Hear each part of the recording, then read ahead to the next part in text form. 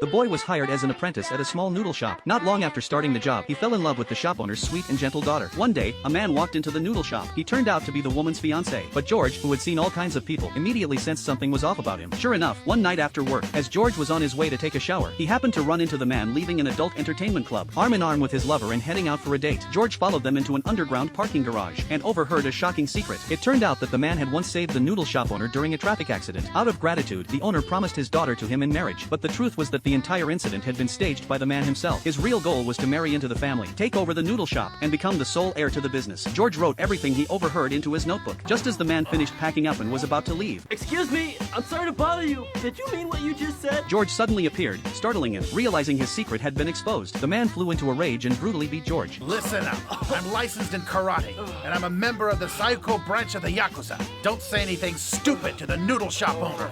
Got that, noodle boy? If you do, I'll kill you. Knowing his plan had been discovered, the man decided to speed things up and launched an aggressive pursuit of the shop owner's daughter. But every time he was about to succeed, George, who stayed by her side, interfered and stopped him. Resistance! Corkscrew! Kiss!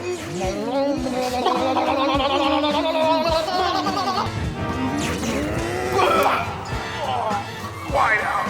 Even when George suffered humiliation to protect her, the girl, unaware of the truth, still chose to go through with the marriage. Once George realized this, he desperately tried to stop her. But after hearing only a few negative words about her fiancé, the girl's expression darkened immediately. Seeing that she completely refused to believe him, George was deeply hurt. With no other choice, George went to confront the man in the suit. He knelt down and begged him to stop, to let the innocent girl go. You think she's a good girl, huh? The other day I got that little slut so hot she was moaning like a bitch in heat! Really? That is one seriously perverted bitch. But, sir! My patience is wearing thin.